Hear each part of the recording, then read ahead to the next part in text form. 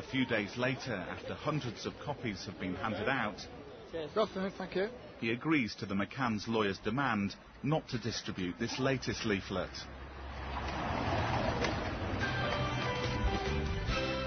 They didn't want to talk to us about Tony Bennett's campaign, but on the third anniversary of Madeleine's disappearance, Jerry and Kate McCann seem to allude to the foundation. You know, even to this day, there are people who are convinced that you had something to do with it. How on earth do you deal with that? I think it's changed.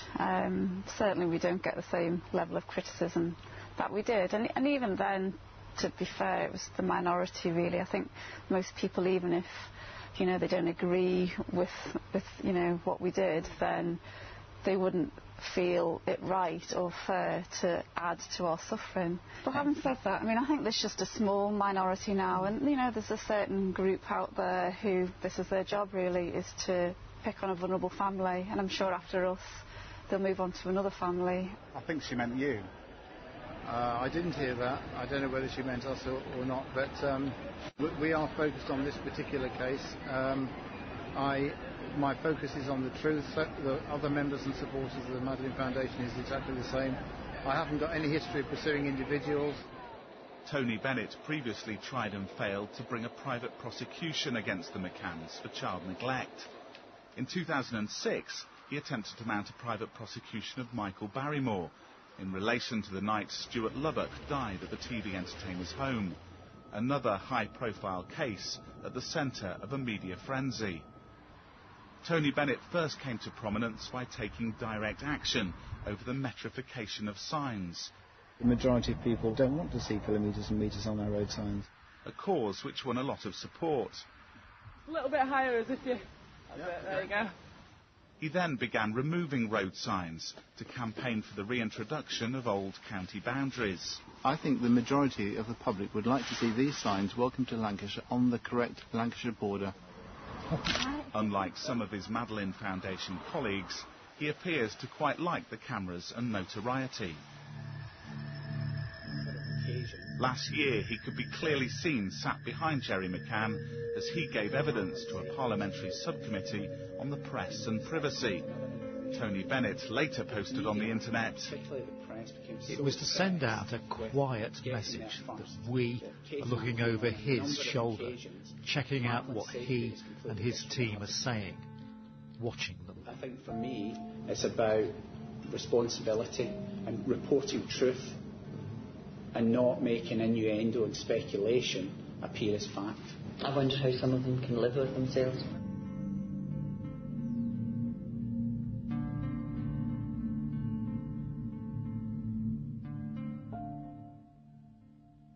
If it is certain that she was abducted, then we are adding to their anguish. And does that not bother you? You're a father, you're a grandfather. I'm persuaded that there are still questions to be answered, and as I say, and I've got to be careful what I say, but I do question their version of events and whether in fact Madeleine was abducted, as do many other people. But you don't know what happened. I don't know. No, I don't. And only those responsible truly know what happened. I agree. So we don't know what happened. So why can't we say, why can't we... after all, if I'm making bad points, if we're making bad points on our website, they can be challenged and refuted easily, can't they? The internet is awash with forums and message boards about Madeleine. Some of these sites have seen threats of violence made towards the McCanns and their family home here at Rothley. Inside Out understands that the police have become involved in the past. People who post on these forums describe themselves as pro and anti-McCann. Those connected with the Madeleine Foundation have also been subject to threats. 12:30 one night, my phone rang, and I was told I'd be stabbed in front of my son, straight through my heart. I phoned the police. I've had other threats. The Madeleine Foundation has come to London. They're delivering more letters to both the Portuguese and British governments. So what happens when you knock on the door, somebody comes and receives it? Okay, yeah. The latest leaflet that they'd agreed to stop distributing has made a comeback. Well, we've had a rethink on that. We see no reason why we shouldn't distribute it. We weren't threatened with any libel action or anything like that. We took a decision 3 months ago not to distribute it, but we've reconsidered and see no reason why we shouldn't distribute it, especially on Gonzalo Amaral's birthday. But in July, the McCann's lawyers, Carter Ruck, had threatened to take Tony Bennett back to the High Court. Their letter felt that the former solicitor had failed to grasp how libel laws work. If you want any further information, I'll contact details on the back. And it said they'd also pursue any other members of the foundation who delivered the leaflets. But our 2 remaining Rothley leafleters didn't go to London. Grenville Green and his wife Helene Davis Green have stepped down from the foundation committee after she was described by The Sun as a sicko who distributes vile leaflets. Most people will avoid these because some of them are poisonous. She was back in the public eye as she stood as a UKIP candidate in the general election.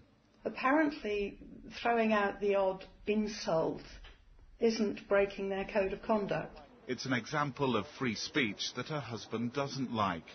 At the beginning of the year, Grenville Green went to Portugal to attend a court hearing about Gonzalo Amaral's controversial book. Why am I here? It's freedom of speech, isn't it? If someone has a difference of opinion to someone else, you shouldn't have lots of money to close you down and shut you up and make you quiet if you've got a difference of opinion. This is why I'm here. It's freedom of speech, freedom of expression. Is your book hurting the McCanns, sir? Digger? Is your book hurting the McCanns? No. This man, as a folk hero, is sort of a modern-day Robin Hood, if you like. It's like a David and Goliath fight. If something's right, you know it's right. If something's wrong, you know it's wrong. There are always going to be those who entirely believe the McCann's account and regard me as evil and perverted for what I'm doing. On the other hand, there are those who have got legitimate questions and fully support what we're doing. Earlier this month, the McCanns launched an online petition calling for the investigation into their daughter's disappearance to be independently reviewed. There's absolutely no evidence that Madeleine has been seriously harmed, so without that we've got to believe that we can still find her. It's difficult, we know that, and that's why we're asking for help. We need assistance and the authorities need to do more. Last week the McCanns revealed that they are now writing their own book. In a statement on their website, Kate McCann said, "My reason for writing is simple, to give an account of the truth." Just like that GMTV interview, I can't help but feel that that was partly aimed at the Madeleine Foundation.